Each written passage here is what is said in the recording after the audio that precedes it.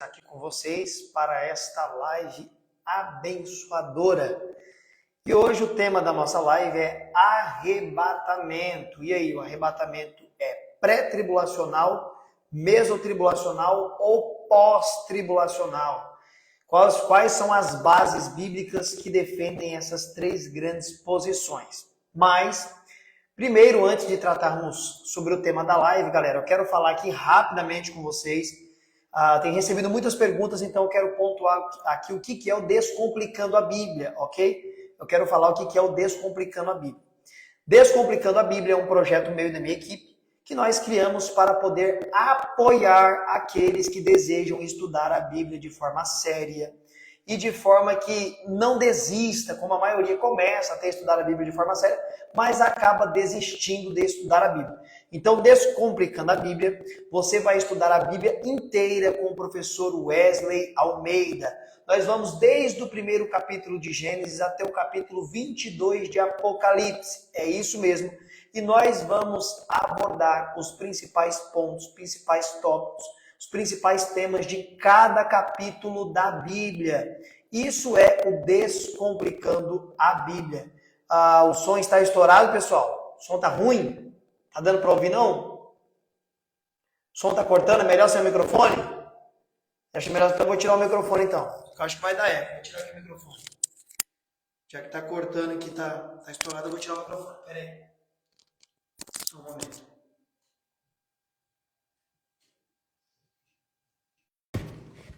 Aí.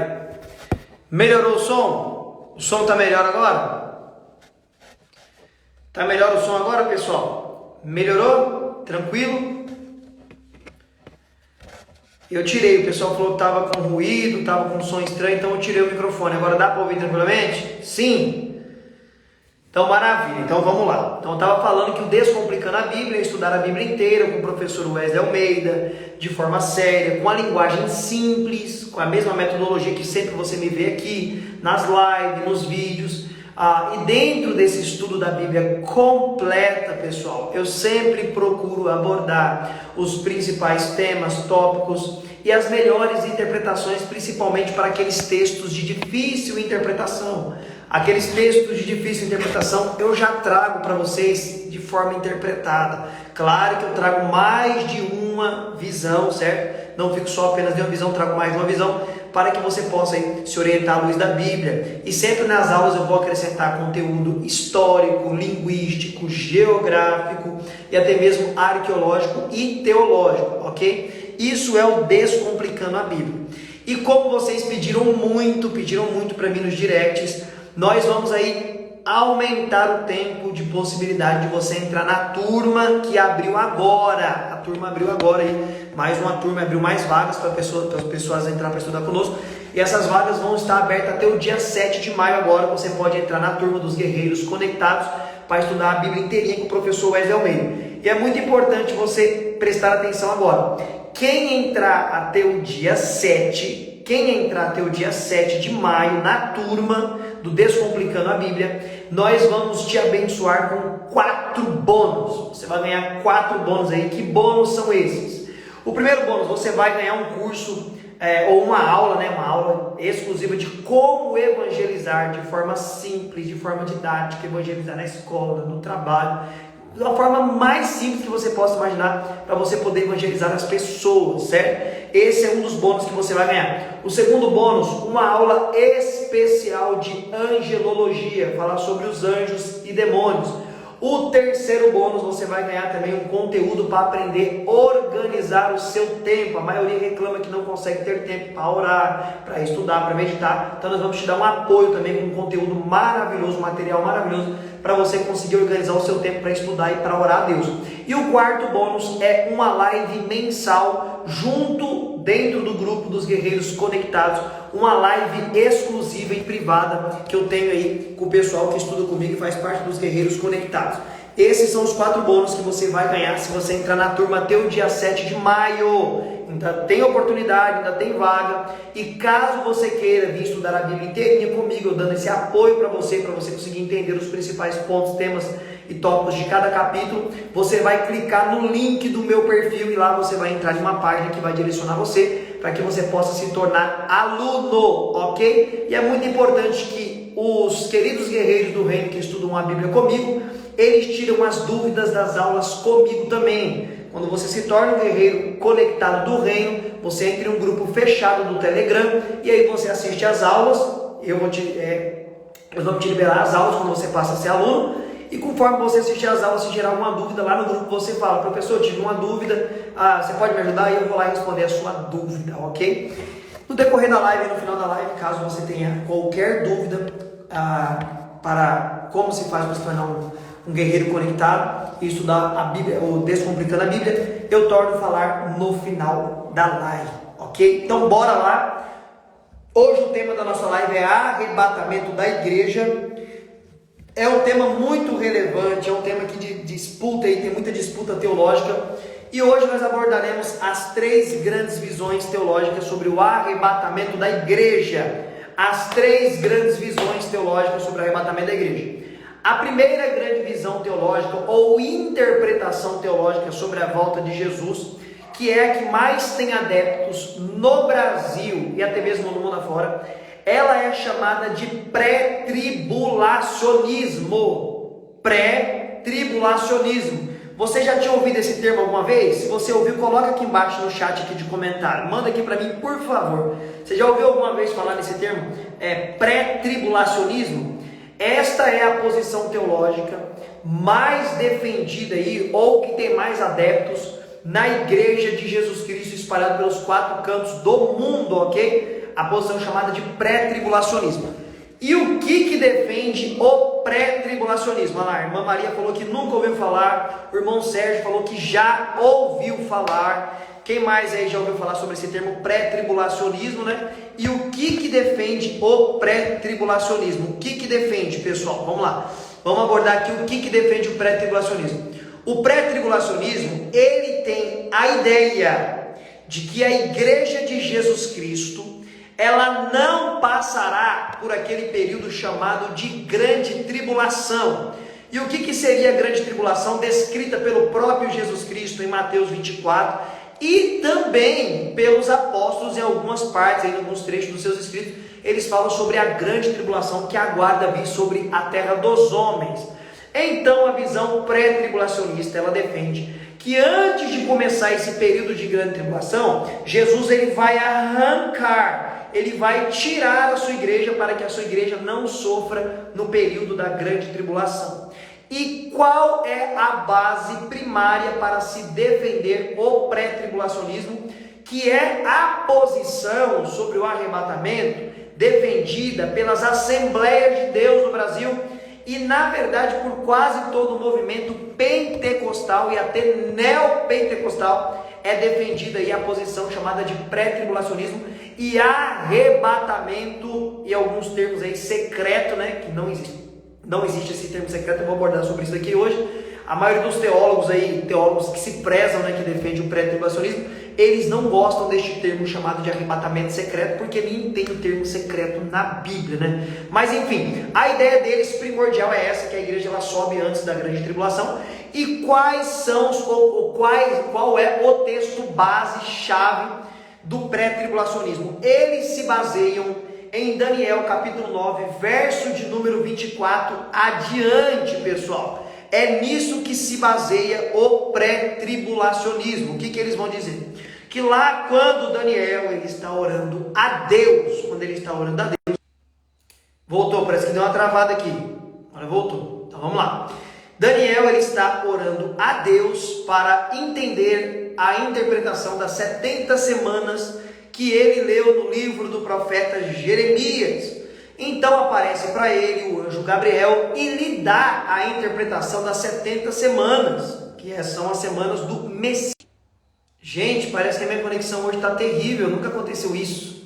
Está dando umas travadas aqui, mas eu não vou parar mais, não, está indo e voltando. Vamos lá. Então o anjo Gabriel, ele traz a interpretação para Daniel das 70 semanas do Messias. Dentro dessas 70 semanas do Messias, elas são divididas aí em 3 partes. Lembrando que cada dia dessas 70 semanas, ou cada semana dessas 70, na verdade cada semana, equivale a 7 anos. É uma conta matemática agora meio complicada, mas vamos lá. Vou falar de forma calma para você tentar entender. O bom seria desenhar em quadro, mas eu estou sem o quadro aqui agora, mas vamos lá. Então essas 70 semanas do Messias estão ordenadas para o povo de Israel. O segundo aí defende aí o pré-tribulacionismo. Por quê? Porque quando o anjo diz que 70 semanas estão ordenadas sobre o seu povo, está falando para Daniel, então obviamente seria o povo de Daniel, que é o povo de judeus, e sobre a sua santa cidade, que seria Jerusalém, certo? Então é dividida essas 70 semanas aí em 3 partes. A primeira parte, que equivale a 49 anos. Por quê? Porque é 70 semanas, uma semana equivale a 7 anos, né? Então 7 vezes 7 é 49, certo? É uma conta bem complicada, mas vamos lá. Então a primeira semana daria o quê? 49 anos. E essa primeira semana seria o quê? Seria o cumprimento para Esdras e Neemias entrar na história e restaurar o templo em Jerusalém. Depois dessas primeiras 7 semanas na verdade, né? Umas 7 semanas. Depois dessas 7 semanas, faltaria 62 semanas, ou contaria 62 semanas, que daria aproximadamente 434 anos, que então seria do período de Esdras e Neemias até a entrada triunfal de Jesus Cristo em Jerusalém. Então, juntando a primeira semana, que daria Esdras e Neemias, as 62 semanas, que é todo o período até a entrada de Jesus Cristo, juntando tudo isso, daria aproximadamente o número de 483 anos, desde do cumprimento da profecia até a entrada de Jesus. Só que aí fica faltando uma semana, que é 70, então já deu 69 semanas. Já se cumpriu 69 semanas até a entrada de Jesus Cristo triunfal, que seria no domingo de Ramos. Então falta 7 anos, que é uma semana. Então esses 7 anos que falta, o pré-tribulacionismo pega ele e joga como o período da grande tribulação lá para o final dos anos, né, dos dias, né, antes da volta de Jesus. Então a grande tribulação, na visão pré-tribulacionista, é só para Israel, e a igreja por isso não passaria por ela, porque é um tratamento exclusivo para Israel. Esse é o texto aqui mais usado pelo pré-tribulacionismo. Eles vão usar outros textos, como diz o apóstolo, né, que Deus não reservou a igreja para a ira. Vai usar lá Apocalipse 3:10, né? Por seres fiel à minha palavra, eu os livrarei da hora da provação que há de vir por todo o mundo. Então eles vão usar alguns textos aí, mas tem alguns problemas hermenêuticos e exegéticos dentro da visão pré-tribulacionista. O que significa hermenêutico e exegético? São as matérias que usamos para fazer interpretação de texto. Vamos lá. Bom, o pré-tribulacionismo vai ter que defender que Jesus volta 2 vezes. 2 vezes. Talvez você não sabia, mas é isso que é defendido hoje nas igrejas aí, de Assembleia de Deus e no movimento pentecostal. Eles defendem que Cristo vai voltar 2 vezes. Só que como não tem biblicamente Cristo ensinando que voltaria 2 vezes, ele fala claramente que vai voltar mais uma única vez. Os apóstolos falam que ele voltará mais uma única vez. Então eles não podem defender que Jesus Cristo voltará 2 vezes. Então, para resolver esse problema, o pré-tribulacionismo fala o seguinte: Jesus Cristo voltará uma vez, porém em 2 fases. E aí arruma-se um outro grande problema, porque não tem essa expressão fases na Bíblia. Jesus Cristo nunca ensinou que voltaria uma vez para Israel e outra vez para a igreja, como diz o pré-tribulacionismo. Jesus Cristo falou que voltaria uma única vez e não voltaria uma vez para a igreja, outra vez para Israel. Isso daí você não vai conseguir encontrar nas escrituras, ok? É um dos problemas que também vai enfrentar o pré-tribulacionismo. Outro problema que enfrenta o pré-tribulacionismo, na verdade, pessoal, as 3 grandes visões, pré, meso e pós, todas elas têm pontos fortes, mas também têm pontos fracos. Agora estou mostrando alguns pontos fracos do pré, mas eles conseguem fazer alguma saída aí dentro da exegese, da hermenêutica deles. Outro ponto que desfavorece, né, o pré-tribulacionismo. É engraçado que lá em João, capítulo 17, verso de número 15, Jesus Cristo orou ao Pai para que não tirasse os seus da terra. Ali fala a igreja, né? Tanto os apóstolos que seguiam naquele contexto, aqueles que viriam ainda. Jesus Cristo ora para que Deus não os tirasse da terra, mas para que os guardasse na terra. Então tem esse texto aí também, que Jesus Cristo orando para não ser tirado o povo dele da terra, mas para que guardasse ele na terra. Não sabemos até que período quando a oração de Jesus Cristo foi feita, para que Deus guardasse e segurasse eles na terra, mas que não os tirasse, certo? O pré também vai dizer que quando a igreja ela é arrebatada para o céu, lá no céu a igreja vai ficar 7 anos nas bodas do Cordeiro. O que seria as bodas do Cordeiro? Um período de festa com a igreja e Jesus Cristo, já que a igreja é tida como a noiva e Jesus Cristo tido como o esposo. Seria um período de 7 anos, remontando também um casamento judaico, aonde a festa demora 7 dias para se concretizar aí a alegria do casamento. Enquanto a igreja então está no céu em 7 anos de festa, né, as bodas do Cordeiro, aqui na terra grande tribulação passando e o povo sofrendo e tal. Só que aí arruma-se um outro grande problema, que não tem um único texto na Bíblia Sagrada que ensine que as bodas do Cordeiro, né, bodas do Cordeiro, será no céu. Na verdade, o texto bíblico ensina que ela se dará na terra. Apocalipse 19, verso 7 adiante. Quando Cristo desce de forma visível para todo mundo ver ele, está escrito lá que agora vai começar as bodas do Cordeiro. A boda do Cordeiro começa com a vinda dele na terra. Não tem texto que ensine que essa boda é nos céus.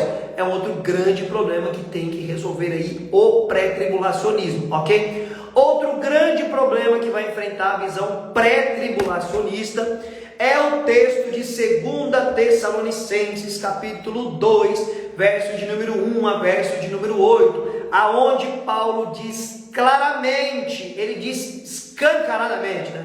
O problema da cidade de Tessalônica, né, é que os cristãos ali imaginavam que Jesus já tinha voltado. E muitos deles não queriam nem trabalhar mais. Por isso que em nenhuma dessas cartas de Tessalonicenses, tem a primeira e a segunda, que Paulo vai tratar sobre arrebatamento, Paulo diz que quem não trabalhe também não coma, não se alimente. Então ele vai dizer o segundo em 2 Tessalonicenses. Aliás, ele vai dizer o seguinte em 2 Tessalonicenses: a volta do Senhor Jesus não será assim, sem que antes se manifeste o homem do pecado, filho da perdição, aquele que se opõe. Aqui, ó, vou ler aqui para vocês. Segunda carta de Paulo aos Tessalonicenses, capítulo de número 2, vamos lá, e verso 2: que não vos mova facilmente do vosso entendimento, e não vos perturbe, quer por espírito, quer por palavras, quer por epístolas, como se de nós mesmos Cristo já estivesse perto de voltar. Aí ele diz: ninguém de maneira alguma vos engane, porque não será assim. Como que não será assim? Não será assim a volta de Cristo. Aí ele começa a dizer o que precisa acontecer para Jesus voltar. Aí ele diz: a volta de Cristo não se dará antes que tenha apostasia e se manifeste o homem do pecado, o filho da perdição, aquele que se opõe a Deus e se levanta contra tudo que se chama Deus, de sorte que ele se assentará no templo de Deus, no trono de Deus, querendo ser como Deus. Então o apóstolo Paulo aqui nessa segunda carta aos Tessalonicenses, ele deixa mais do que claro que para Jesus voltar, primeiro, tem que ter um abandono da fé generalizado, apostasia, de forma global. E o homem do pecado, então Paulo diz que primeiro tem que ter apostasia, e o homem do pecado, que é o anticristo, tem que se manifestar. Paulo está dizendo que antes da volta de Jesus Cristo, o anticristo, que aqui é chamado de iníquo e homem do pecado, ele precisa se manifestar. Se ele não se manifestar, Jesus não volta. É o que está no texto, pessoal. Então isso daqui é um grande problema também para o pré-tribulacionismo. Paulo diz que esse homem primeiro tem que aparecer para depois Jesus Cristo voltar. Eu sei que aí o pré-tribulacionismo vai recorrer aqui para o capítulo 2 ainda, né? O pré-tribulacionismo, eles vão recorrer aqui para o capítulo 2 ainda e vão falar o seguinte: espera aí, continua lendo o texto aí, que o texto vai responder como que é e o que precisa acontecer mesmo. Então lá embaixo, no verso de número 7, é a defesa do pré. O Paulo diz claramente que a igreja vai ver o anticristo. Aí o pré fala o seguinte: porque o ministério da justiça já opera, verso 7, 2 Tessalonicenses, capítulo 2, verso 7. Porque o ministério da justiça já opera, porém há um que resiste, até que do meio seja tirado. Aí o pré-tribulacionista vai afirmar que esse que está no meio, que precisa ser tirado para o anticristo aparecer, é a igreja. Mas aí tem um outro grande problema, porque no texto grego, a palavra que aparece aqui, ainda há um que resiste, e importa que do meio seja tirado, não pode ser igreja, Porque a igreja, eclesia ou eclésia, no grego é feminino, e o termo que aparece aqui, aquele que o detém, é masculino. Então os teólogos pré-tribulacionistas, né, muito espertos, vão falar o seguinte: não é a igreja, é o Espírito Santo, que aí na ideia deles daria certo, né, porque é aquele, o Espírito Santo é adjetivo masculino, né, aquele que o detém. Então eles falam que é o Espírito Santo que vai ser tirado. Mas aí arruma um outro grande problema, porque não tem como tirar o Espírito Santo, pessoal. O Espírito Santo é Deus, e sendo Deus, ele tem um outro atributo chamado onipresença. E o que isso quer dizer, onipresença? Ele está em todos os lugares, a todos os momentos. Como diz o salmista: se eu subir o mais alto céu, lá tu estás. Se eu colocar a minha cama no Sheol, que significa inferno, lá também o Senhor está. Para onde eu fugirei da sua presença? Então eles arrumam um outro problema tentando colocar o Espírito Santo, porque o Espírito Santo ele vai estar aqui no período da grande tribulação. Na grande tribulação vai ter pessoas se convertendo, pessoal. E o único que tem o poder de convencer um homem que Jesus é o Salvador é o Espírito Santo. Como diz o apóstolo, o Espírito Santo é o único que convence o homem do pecado, da justiça e do juízo. Ninguém mais convence se não for o Espírito Santo, pessoal. E no período da grande tribulação vai ter duas testemunhas fazendo milagres e prodígios e maravilhas, e vão fazer esses milagres pelo poder de quem? Pelo poder deles mesmos? Claro que não, do Espírito Santo. Então o Espírito Santo vai estar aqui no período da grande tribulação, sim senhor, não tem como arrancar ele daqui, porque ele é onipresente. Então arruma-se um outro grande problema quando fala que é o Espírito Santo, ok? Então esses são alguns problemas da visão pré-tribulacionista, né? Eu vou ser sincero para vocês, ela é fantástica, ela é bonita, ela é maravilhosa, ela é mais alegre, ela é mais, como que eu posso falar? Ela é mais empolgante, ela é mais dramática, né? Parece um filme de ficção de Hollywood, tanto que foi retratado isso em filmes de Hollywood como Deixados para Trás, né? Retrata a visão pré-tribulacionista. Ela é muito mais tipo assim, uau, né? Mas tem grandes problemas, e isso que para você defender aí o pré-tribulacionismo, o arrebatamento secreto da igreja aí, né? Primeiro que não tem termo secreto na Bíblia. Jesus Cristo, quando ele vir, vai ser um fenômeno global que todo mundo vai saber o que aconteceu, não tem como ser secreto, né? E eles falam que Jesus Cristo nessa primeira vinda vai vir, ninguém vai ver, né? Se não abrir e fechar de olhos, ninguém vê. Tem como explicar o que significa não abrir e fechar de olhos, né? Mas eles entendem que Cristo vem secretamente, a igreja sobe, encontra ele com ele nas nuvens, vai para o céu, passa lá pelo tribunal de Cristo, recebe o galardão e entra para as bodas do Cordeiro. A Bíblia não ensina que as bodas é no céu. E fora esse problema, o pré-tribulacionismo vai ter que defender 4 ressurreição. 4 ressurreição. A Bíblia fala de 2 ressurreições, eles defendem 4. Por que 4? Porque quando Jesus Cristo voltar para arrebatar a igreja, os mortos vão ressuscitar primeiro. 1 Tessalonicenses 4, do verso 13 adiante, certo? Jesus voltou, tem a primeira ressurreição dos salvos. A segunda ressurreição no pré são aqueles que vão morrer no período da grande tribulação, que ficaram, né, não eram fiéis a Cristo, mas eles se converteram no período da grande tribulação, mas aí não aceitaram a marca da besta e foram mortos pelo anticristo. Então eles morreram, eles vão precisar ressuscitar quando Jesus Cristo voltar visivelmente para reinar 1000 anos com Cristo. Então já tem 2 ressurreições aqui para santos, né, para salvos.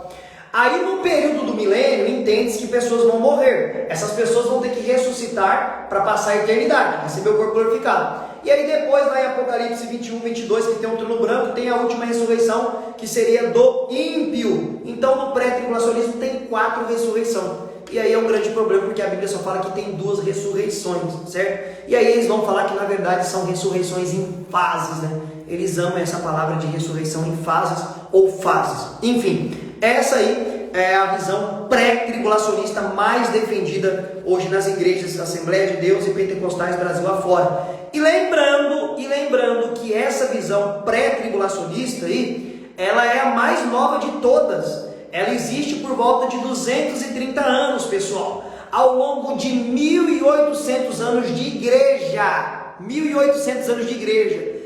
Praticamente ninguém, atirando um sírio lá, até esqueci o nome de um estudioso bíblico do século 3. Agora me fugiu o nome da cabeça dele. Não sei se é Cirineu Sírio, enfim, eu não lembro muito bem o nome dele. Ele deixou um resquício que dava para entender lá, que poderia ter um arrebatamento pré-tribulacionista. Deve ter ao longo da história da igreja, ali nos primeiros 4 séculos, que é muito importante, são os pais da igreja, né?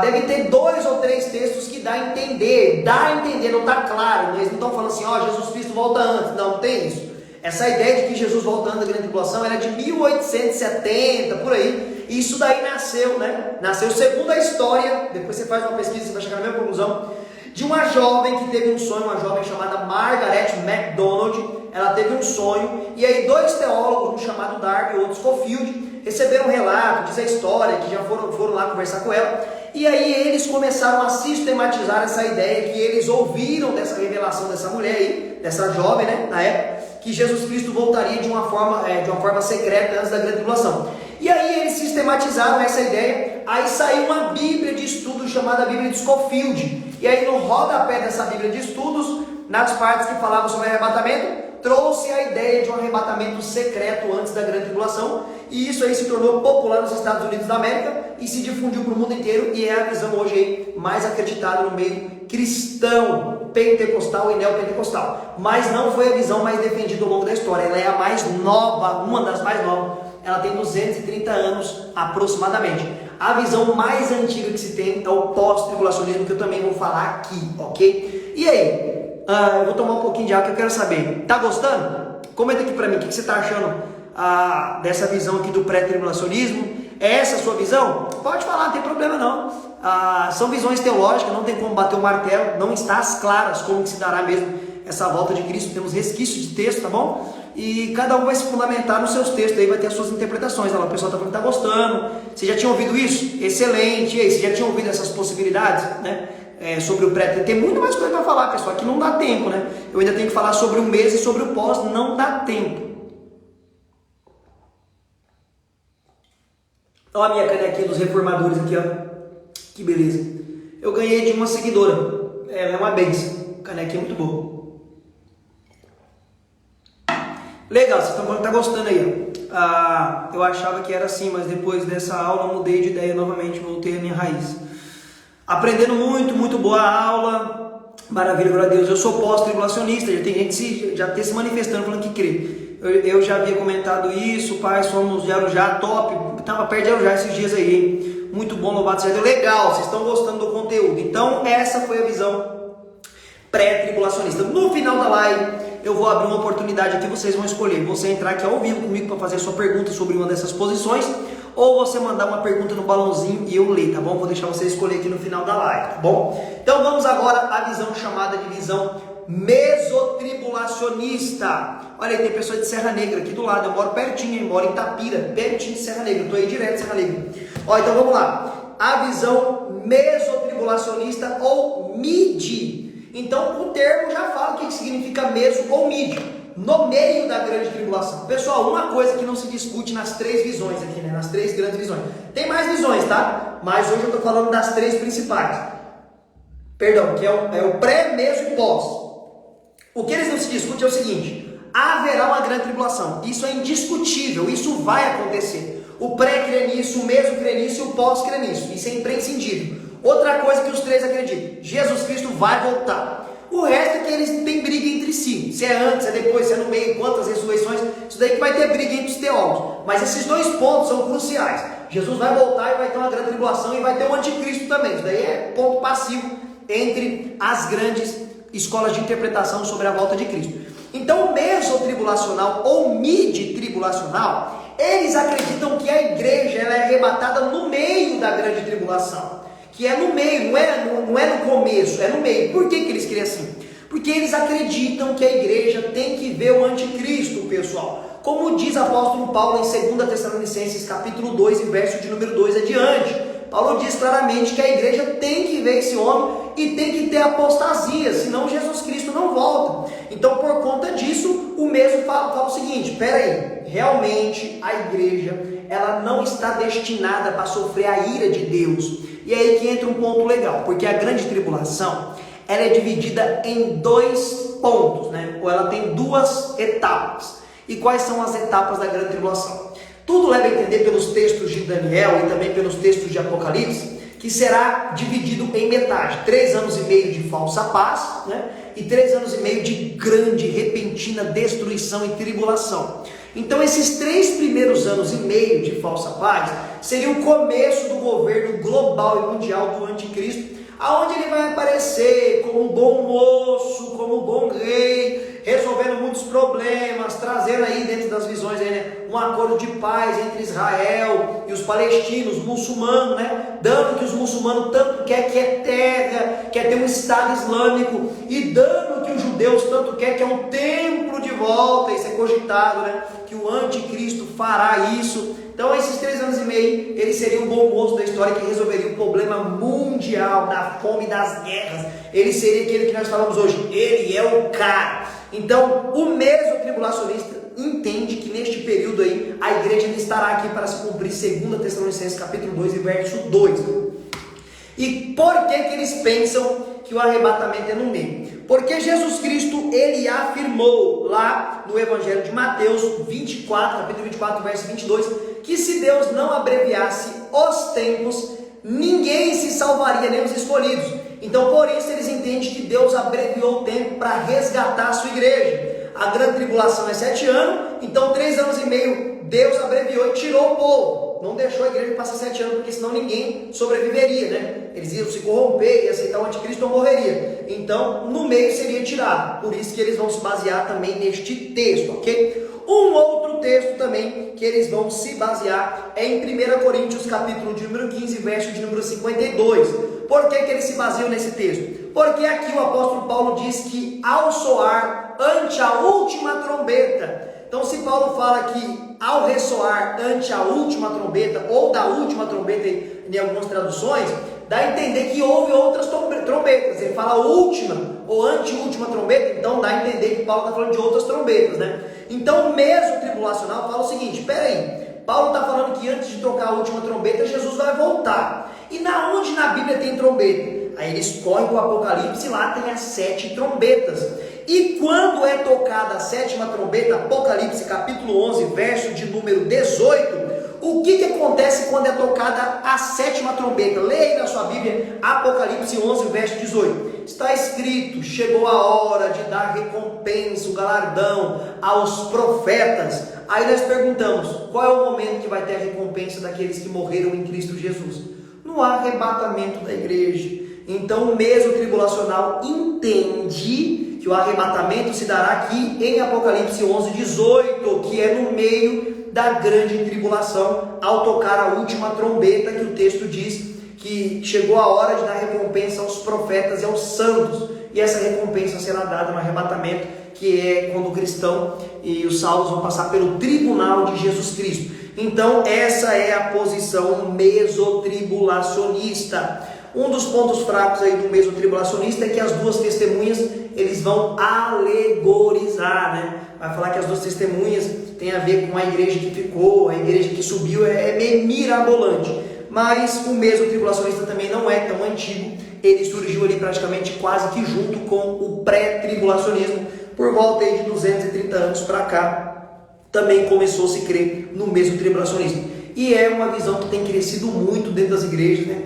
Tem grandes influenciadores cristãos, de nome, renomados, grandes teólogos que creem nessa posição. Posso citar um aqui, o Heber Cucarelli, apresentador do Vejam Só. Claramente ele vê a público falar que a posição dele escatológica é mesotribulacionista, de que a igreja vai ver o anticristo, sim senhor, e só vai ser arrebatada no meio. Essa posição resolve a ideia de que a igreja vê o anticristo e também resolve a ideia que o pré gosta, né? Que a igreja não passará por sofrimento e perseguição do anticristo e também dos flagelos da ira de Deus, que será vertida na terra dos homens no período da grande tribulação. Então esta é a visão mid ou mesotribulacional. E aí, você já tinha ouvido esta visão? Já tinha chegado perto de entender mais ou menos o que pensa o mesotribulacional ou mid? Manda aqui para mim e manda o que você pensou desta visão teológica chamada mesotribulacionista. Manda aqui para mim, manda, por favor. Quero saber como é que vocês estão aí de conhecimento sobre a volta de Cristo, sobre essas posições.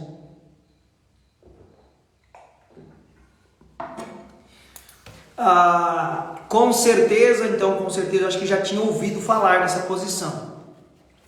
Eu ouvi as 3, Sérgio, legal, top.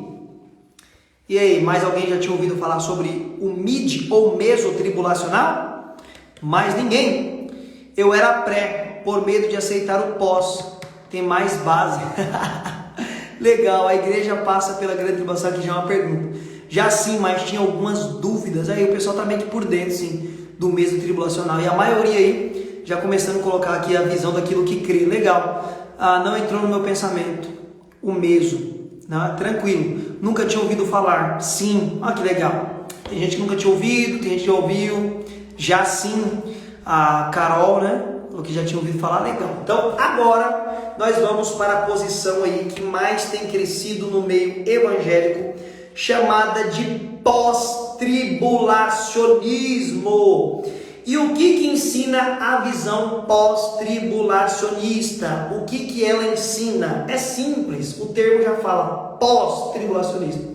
A visão pós-tribulacionista, ela ensina que na verdade a igreja estará aqui todo o período da grande tribulação, que Jesus Cristo só volta no final para arrebatar e transformar a sua igreja em corpo de glória, que não tem essa ideia de ser arrebatado antes da grande tribulação ou no meio. Então a visão pós-tribulacionista, ela vai se basear em muitos textos.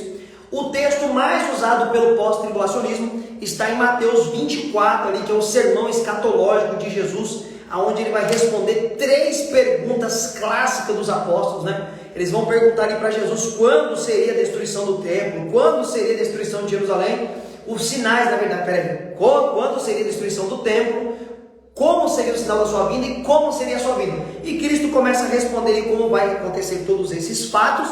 E lá em Mateus 24, 29, ele dá uma palavra-chave que o pós ama. Jesus Cristo diz: depois daqueles dias de grande tribulação, verás o sinal do Filho do Homem nos céus, e ele dará ordem aos seus anjos para que recolha dos 4 cantos do mundo os seus escolhidos. Aí o pós-tribulacional vai falar, tá aqui, ó, Jesus falando que ele vem depois da grande tribulação. Eles vão falar, não, Jesus nunca ensinou que vai vir uma vez para a igreja e outra vez para Israel, não. Ele está falando aqui que ele vai vir uma única vez depois da grande tribulação. Outros textos clássicos que eu vou citar aqui que o pós-tribulacionismo usa é Atos dos Apóstolos, capítulo 1, na ascensão de Jesus, quando Jesus está sendo arrebatado aos céus com o corpo glorificado, à vista de quase 500 pessoas. Assim, quando Jesus é encobertado pelas nuvens,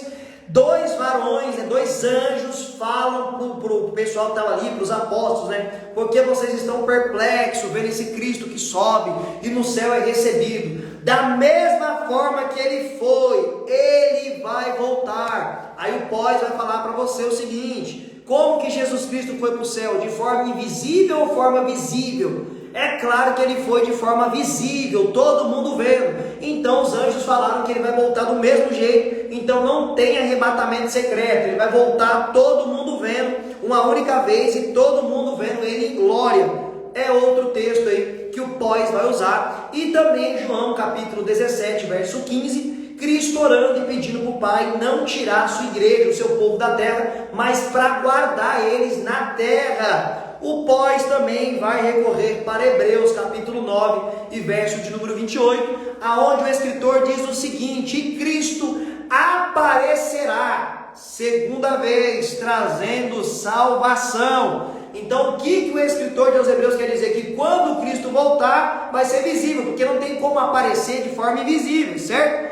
Então pode usar esse texto aqui também, falando que Cristo ele volta visivelmente, não tem nada de invisível. Eles também vão usar Apocalipse capítulo 1 e verso de número 7, aonde João escreve o seguinte: eis que venho sobre as nuvens e todo olho o verá. Então o pós vai bater na tecla de novo. Olha aí, tem esse texto, tem mais texto, provando que Jesus Cristo vem de forma visível, todo mundo vendo, não tem nada de secreto, nem existe o termo secreto na Bíblia.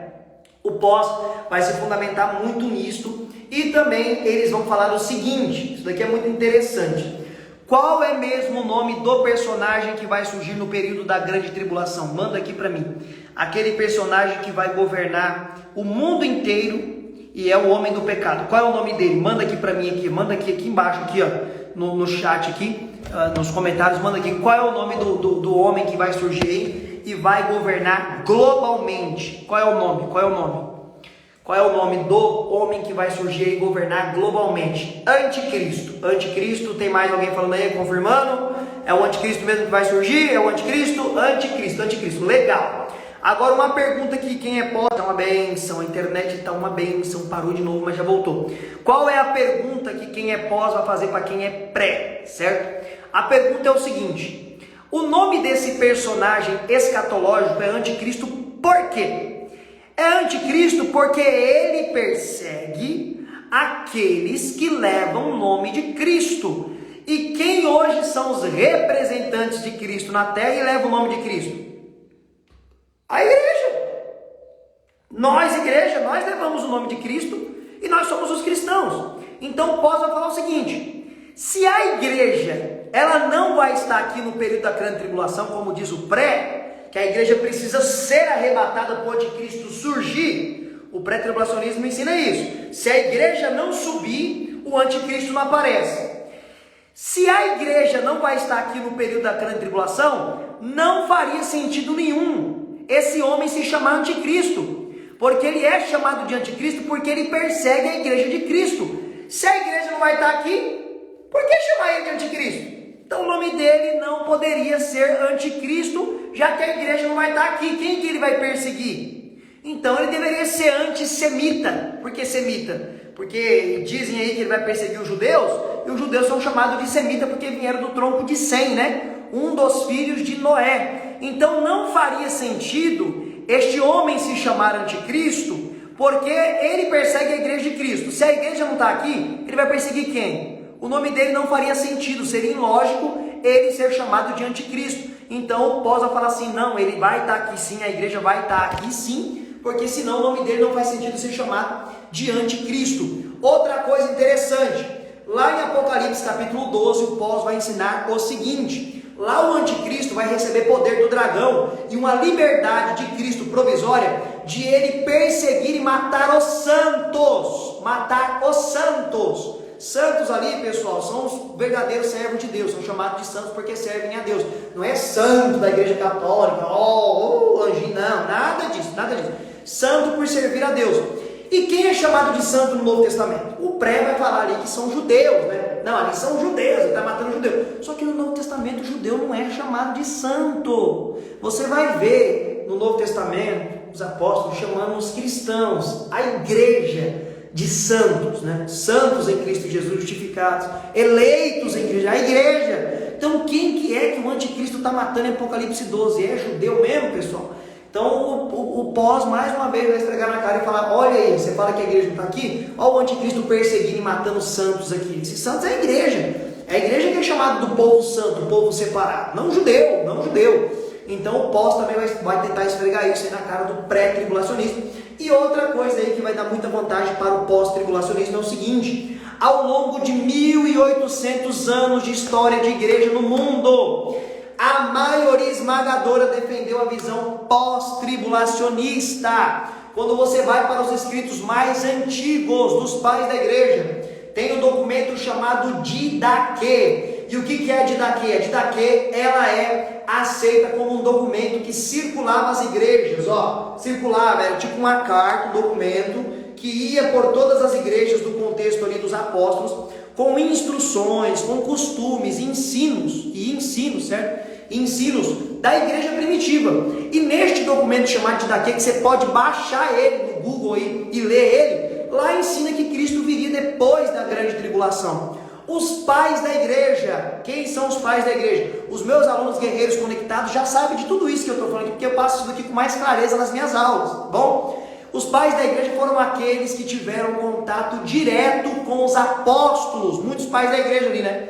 Ou seja, aqueles que ouviram João pregar, ouviram Paulo pregar, ouviram Pedro pregar. Esses homens também deixaram documentos escritos, pessoal. E quando vocês vão ler esses documentos escritos dos pais da igreja, quando eles estão falando sobre a volta de Jesus, de forma unânime, Todos eles ensinam que Cristo voltará depois da grande tribulação. Voltará depois da grande tribulação. Ninguém defende que ele vai voltar antes ou no meio. Então, durante 1800 anos de igreja, a visão da igreja foi que Cristo voltaria depois da grande tribulação.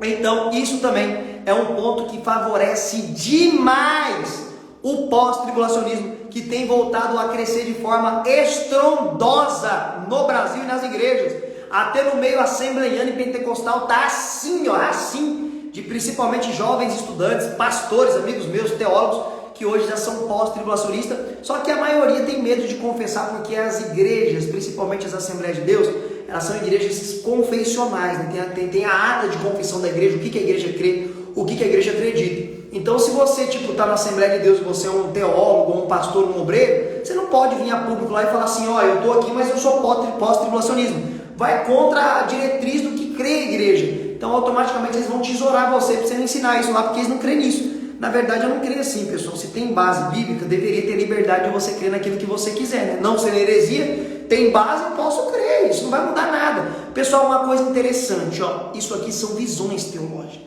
Pode ser que Cristo volta antes da grande tribulação. Pode ser que ele volta depois, como pode ser que ele volta no final. A única coisa mais importante de tudo isso é que ele vai voltar, pessoal. Tá entendendo? Tem até uma brincadeira no meio teólogo que nós fazemos, eu faço com meus alunos, eu faço em meio de amigos professores, é o seguinte, pode ser que quando chegar aquele grande dia, eu olho para sua cara e falo assim, ó, eu não falei que ele viria no meio? Aí pode ser que eu errei, que ele veio antes. Aí você pode chegar e falar para mim, eu não te falei que ele vinha antes? Ou pode ser que chegar lá nós dois está errado e alguém que queria que ele vinha depois fala assim, eu falei para vocês dois que ele vinha no final. Então isso daqui são posições teológicas. Uma coisa nós temos que defender, Jesus Cristo vai voltar.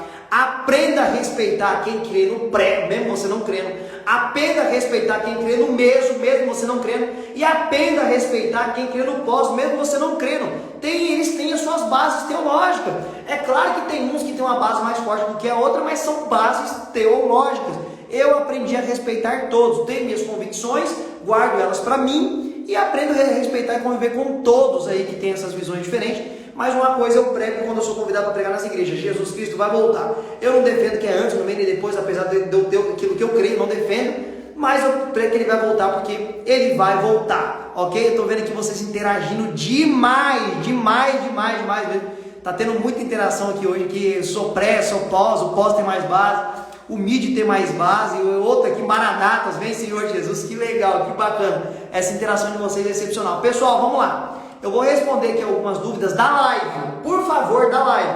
Por favor. Se for mandar dúvida, manda do tema da live. Arrebatamento da igreja. Por favor. Porque às vezes eu abro a oportunidade que a pessoa manda coisa que não tem nada a ver. Fala de dízimo. Fala de não sei o que lá. Não, pessoal. Hoje o tema é arrebatamento da igreja.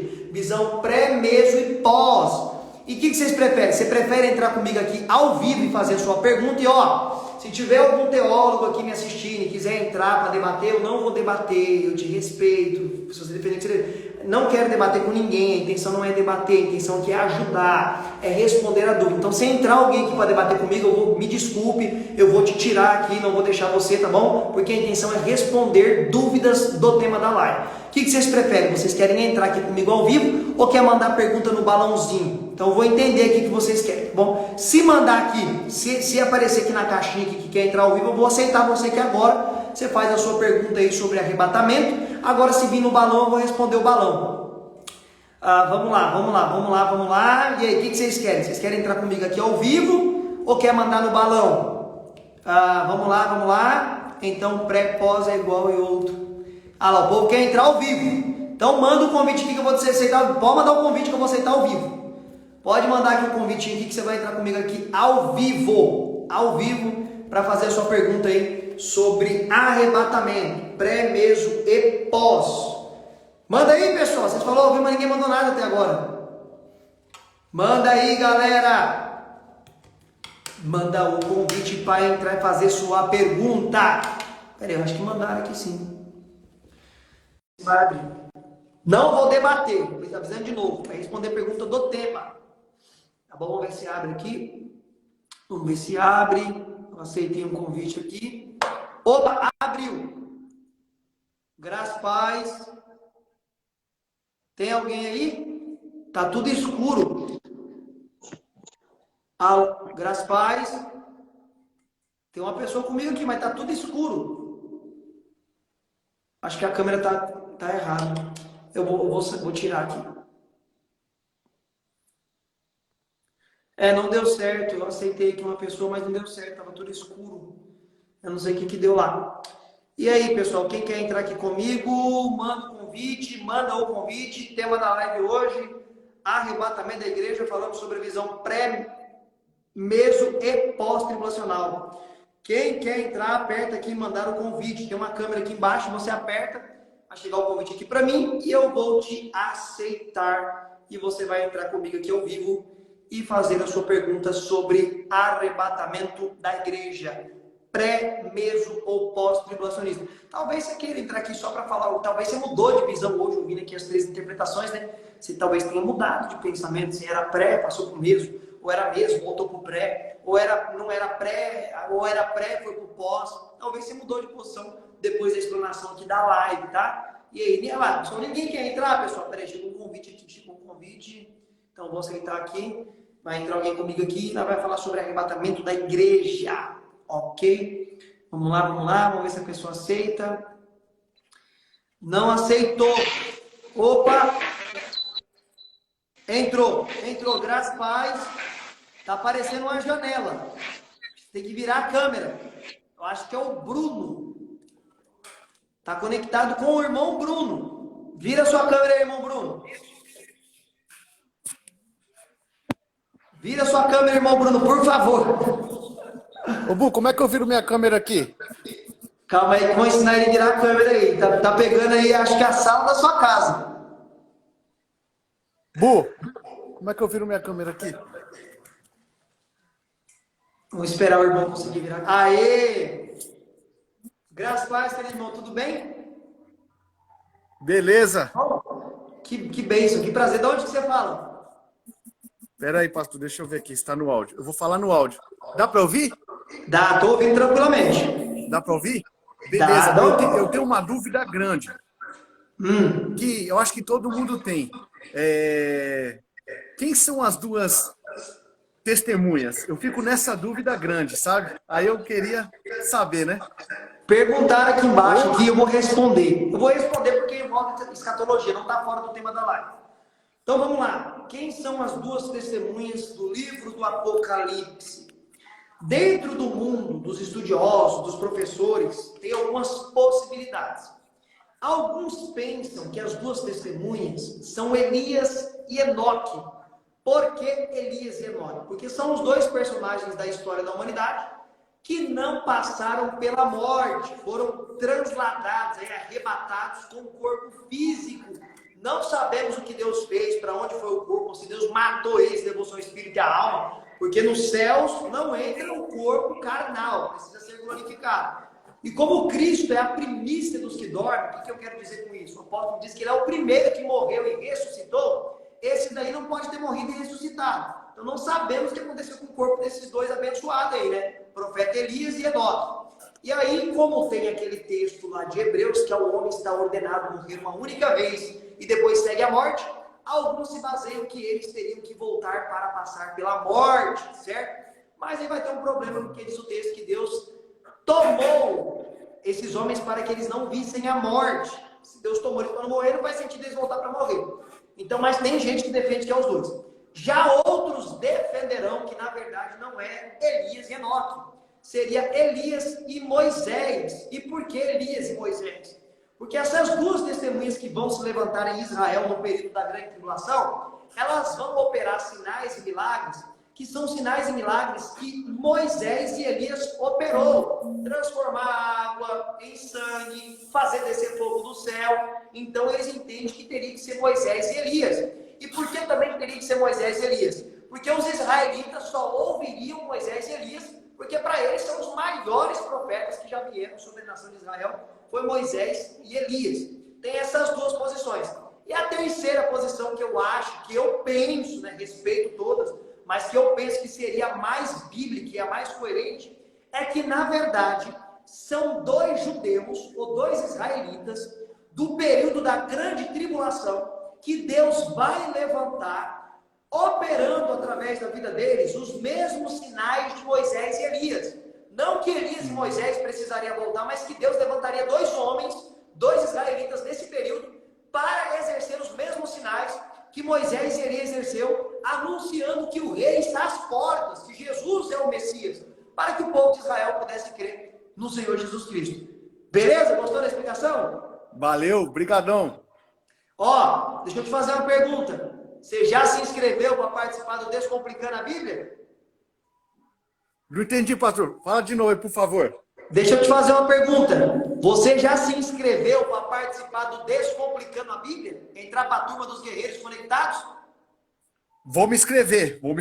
Gostei pra caramba, pode Aproveita, deixar. não perde tempo. Vai entrar na turma só até o dia 7 de maio. O link está no meu perfil. Link? Oi? O link tá onde? O link? Tá no meu perfil, lá no meu perfil tem um link, lá você clica, lá vai ser direcionado pro grupo, vai dar tudo certinho lá. Você segue o passo a passo, você consegue entrar pra turma e estudar a Bíblia inteirinha. E lá eu tenho muito mais tempo para explicar para vocês, muito mais tempo. Bacana, então. Valeu. Obrigado. Obrigado, Deus te abençoe, até a próxima. É isso aí. Amém, até a próxima. Amém. Se quiser entrar aqui agora e fazer alguma pergunta, igual o nosso irmão fez aí relacionada à escatologia, né? Arrebatamento da igreja, entra aqui que eu vou te receber aqui para responder a sua dúvida. Eu vou aguardar mais um pouquinho e se não tiver ninguém para entrar como entrou o nosso irmão para fazer a pergunta dele, eu vou falar algo muito importante para vocês e bem legal, bem bacana, e vou falar aqui sobre um ponto que pode abençoar muito a sua vida. Tem mais alguém que quer entrar aqui, pessoal? Então, enquanto ninguém entra, eu já quero falar que é algo muito importante. Pessoal, primeiro, a live ela vai ficar salva, tá bom? Ela vai ficar... peraí. Lê no balão, perguntas, tem bastante lá. O pessoal falou que queria entrar ao vivo, agora tá mandando no balão. Vamos lá, deixa eu ler aqui, peraí. Tem alguém que mandou para entrar ao vivo aqui. Vamos lá, vamos aceitar aqui. Vamos aceitar aqui, o irmão mandou aqui. Não entrou. Não quis entrar. Deixa eu ver aqui do balão. Aqui, vou responder essa daqui. Aqui, ó. Você acha que a maioria é pré porque tem medo de achar que vai sofrer? Acha que seria injusto sofrer? Essa é uma pergunta muito bacana, cara. Eu gostei dessa pergunta. Vamos lá. Realmente, pessoal, a maioria aí tem um medo terrível de sofrer, né? Nossa, mas será que Deus vai deixar mesmo a igreja passar por tudo isso e sofrer? O anticristo arrebentar com a igreja? As pragas que Deus vai mandar, né? Vai destruir a terra. E como é que vai ficar esse povo de Deus? Bom, vamos lá, pessoal. Primeiro de tudo, a igreja sempre foi perseguida. Como que foi a morte de todos os apóstolos, com exceção de João, né? O João da ilha de Patmos escreveu o Apocalipse. Todos os apóstolos morreram de forma brutal. Eles foram martirizados, degolados, crucificados, decapitados, crucificados de ponta cabeça, da pior forma possível. Uns amarrados em saco de pedra, jogados dentro do mar. Um negócio brutal. Os cristãos naquele período ali da igreja primitiva, eles eram cozinhados vivos dentro de boi de bronze. Na época de Nero, aquele psicopata louco, maníaco, ele crucificava cristãos, cobria eles de pinche, ateava fogo neles na cruz, para iluminar as noites de Roma. Aí eu faço uma pergunta para vocês, né? Pessoal, nós somos melhores do que os cristãos da época de Atos dos Apóstolos? Você acha que o cristão hoje é melhor do que Paulo, do que aqueles cristãos que deram a vida, né? Famílias inteiras eram capturadas, lançadas nos coliseus lá, né, romano, e os leões comiam filho, mulher, e eles não negavam Jesus, não. Deixava comer o filho na frente e continuava firme sem negar. E morria pelo pelo nome de Jesus Cristo. E aí? A igreja de hoje, 2022, você acha que esse povo tem a mesma fé desses cristãos da época de Paulo, da época de João? E aí? Você acha isso daí? Você pensa isso? Responde aqui para mim. Por favor, você pensa que os cristãos de hoje têm a mesma fé que esse povo tinha aí de ser trucidado por leão, ser crucificado, ser desfolado vivo, eles arrancaram o couro da pele dos cristãos, eles vivos. E aí? Manda aqui para mim, olha lá. Não, os cristãos hoje é tudo Nutella, não, só Paulo. A maioria não acredita, pessoal. E realmente, gente, eu não sou louco. Eu me achar mais cristão do que aquele povo, eu estou longe disso, gente. Nós não sofremos nada pelo evangelho que aquele povo sofreu. Um pai da igreja chamado Tertuliano, ele fala o seguinte, que o sangue dos mártires é a semente da igreja. O sangue dos mártires é a semente da igreja. Eles foram perseguidos, sofreram demais. O escritor de aos Hebreus diz que são homens que a terra não era digna deles. Lá no capítulo 11 do Moral da Fé. Homens que morreram pelo amor de Jesus Cristo. E outra, Jesus Cristo não privou eles de grande tribulação e sofrimento, não. Jesus Cristo não arrebatou eles, não. Eles deram uma vida por amor a Cristo. E eram santos homens e santas mulheres de Deus. Você acha mesmo que Deus vai poupar essa igreja de hoje? A igreja que faz passinho de funk? A igreja que entra por meio de umas presepadas que dá nojo? Você fala, gente, isso daqui é igreja? Meu, gente do céu, deixa eu fazer aqui uma brincadeira que um amigo meu fazia no seminário. Se Jesus Cristo voltar de perua Kombi hoje para buscar a sua igreja, ele sobe ainda sobrando lugar, de tão feio que tá a coisa. E o povo tá achando, não, eu vou subir lindão, tô indo, ó, tô indo aí, não é? Vai, não, ó, tô subindo, vai nessa, vai nessa. Deus não poupou santos homens e santas mulheres de Deus de sofrimento e perseguição. Vai poupar essa igreja de hoje que dá vergonha?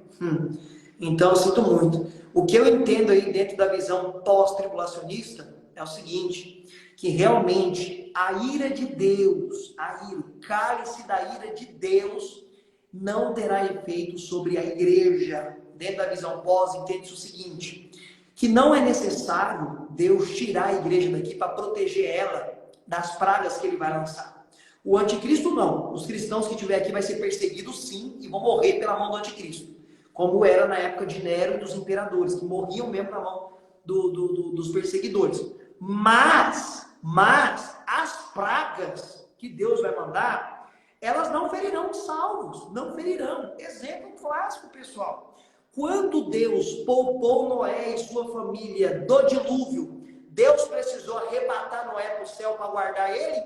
Ou guardou Noé no meio do dilúvio, ele e a família dele? É claro que guardou Noé no meio do dilúvio. Morreu todo mundo que estava em volta, mas Deus protegeu eles e não matou eles, não morreu. Você está entendendo?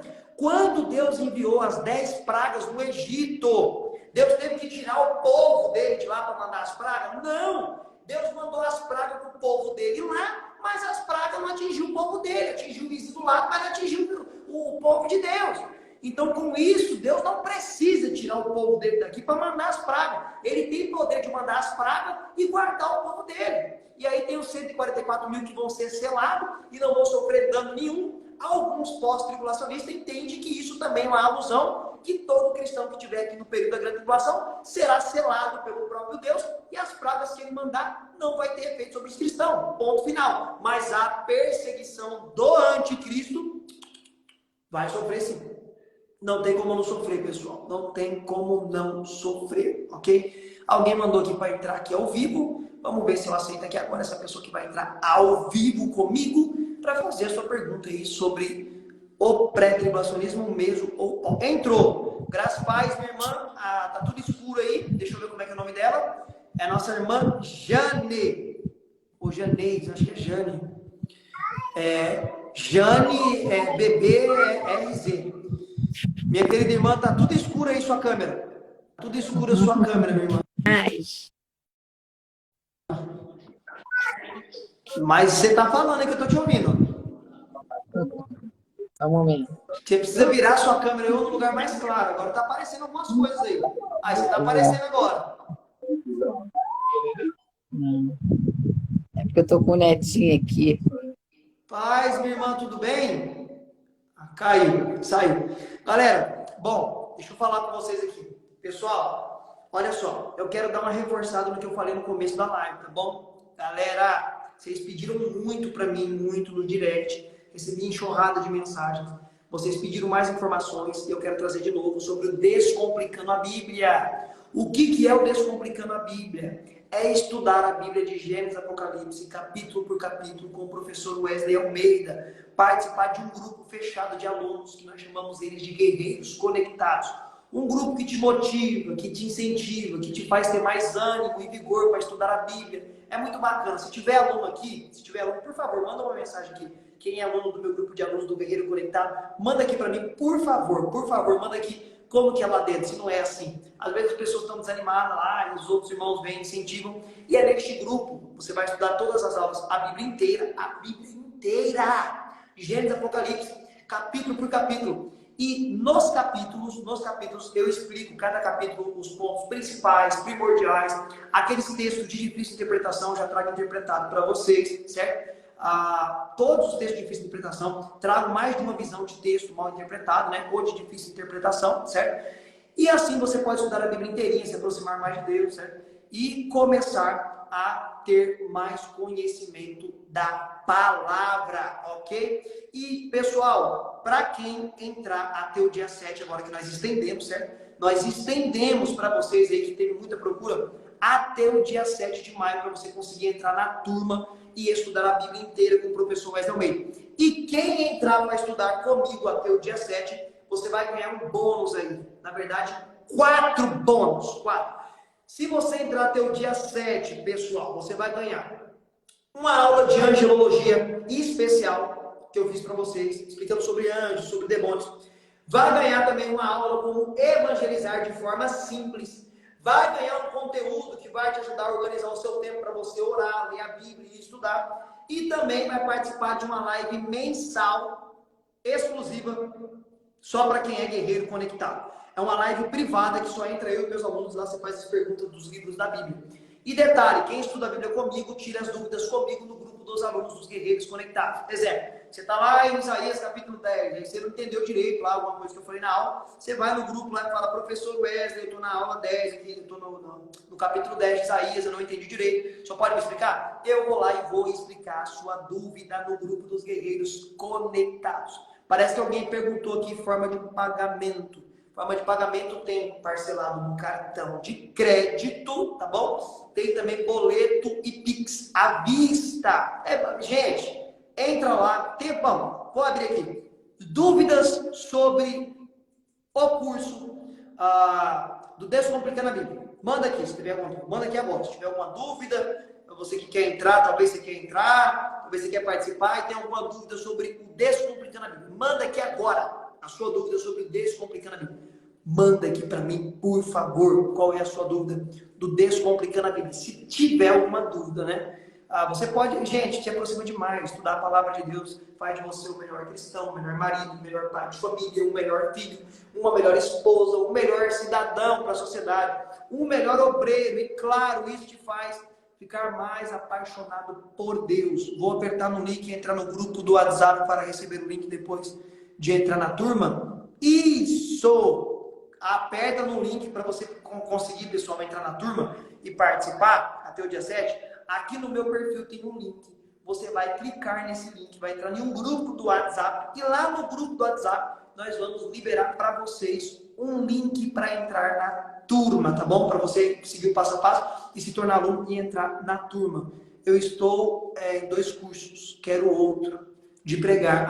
Minha aluna já estuda comigo e nós temos também um curso para pregar e também de teologia. Como tiro dúvidas com você? Para tirar dúvida comigo, exclusivas das aulas, você precisa se tornar primeiro um guerreiro conectado, vir estudar a Bíblia inteirinha comigo, e aí você vai participar de um grupo do Telegram chamado Guerreiros Conectados, e lá você tira suas dúvidas comigo de segunda a sexta. Aí você vai conseguir assistir as aulas e tirar dúvidas comigo. Lá não tem muito mais tempo para tirar muito mais dúvidas. Mais dúvidas, pessoal, sobre o Descomplicando a Bíblia? Mande aqui, por favor. Mande aqui, por favor, se tem alguma dúvida para entrar na turma. Pastor, essa live vai deixar salva para assistir? Sim, eu deixarei ela salva. Falamos hoje sobre o pré-tribulacionismo, meso-tribulacionismo e pós-tribulacionismo. Sai daqui não, pessoal. Quero orar para vocês ainda. Só quero ver se ainda tem aqui alguma dúvida sobre para entrar no curso, tá? Não estou achando. Chama eu depois, chama a pessoa da equipe que nós passamos para você o de pregar, tá bom? Irmã Francine, chama nós depois lá que nós passamos para você o de pregar. Os bônus são até que dia que eu posso entrar? Qual dia? Até o dia 7. Até o dia 7, se você entrar, até o dia 7 agora, se você entrar, você ganha esses 4 bônus. Então corre lá e aproveita, pessoal, porque depois do dia 7 eu não prometo mais esses bônus aí não, hein? Eu consegui fechar isso daí com a minha equipe. Se você entrar no grupo para estudar a Bíblia inteirinha comigo, tá bom? Lembrando que nós vamos passar até pelo Apocalipse, pessoal. Isso daqui que eu falei aqui, eu vou falar com mais liberdade lá, com lousa, com tudo, entendeu? Para mostrar na lousa para vocês. Então aproveita, se você gosta de temas de escatologia, vai ser muito bom. Me responde aí, professor. É dúvida sobre sobre como entrar no grupo, então manda que eu respondo. Bom, pessoal, já que não tem mais dúvidas como que é para entrar no grupo, né, participar, eu quero orar por vocês, tá bom? Quero orar aqui para Deus continuar abençoando a cada um de vocês. Então, eu estarei orando agora. Senhor, nosso Deus, Pai, graças eu te dou por esse momento tão maravilhoso que o Senhor tem nos preparado, Senhor Deus. Estamos aqui entre irmãos e irmãs, ouvindo a sua poderosa palavra, Senhor, meditando sobre a sua volta, Deus amado, mais uma vez anunciando a volta, Senhor Jesus, do Senhor para buscar a sua igreja. Independente se o Senhor vem antes, vem no meio, vem depois, Deus, graças te damos porque o Senhor há de voltar para nos buscar. E nós estamos ansiosos para encontrar com o Senhor, Senhor Deus, estar na sua presença, Deus amado. Receber um corpo de glória para habitar toda a eternidade com o Senhor. Em um ambiente, Senhor Deus, onde não haverá mais dor, não haverá mais choro, nem pranto, nem separação. E estaremos eternamente com o Senhor. Felizes, alegres, jubilando e te adorando para todo sempre, sendo, Senhor Deus, seus filhos. Bendito sejas tu, ó Senhor Jesus Cristo, que nos garantiu tudo isso nos laços da cruz do Calvário. E em o nome de Jesus eu abençoo você, meu irmão, minha irmã, que me vê neste momento. Que todas as bênçãos que Cristo alcançou e garantiu nos laços da cruz do Calvário repouse sobre a sua casa, sobre a sua família, hoje e para todo sempre. Amém. E graças a Deus. Que Deus em Cristo Jesus continue te abençoando muito. Um grande beijo e abraço. Tamo juntos sempre. E eu aguardo vocês aí para estudarmos no Descomplicando a Bíblia. Ok? Até a próxima, pessoal. Deus abençoe vocês.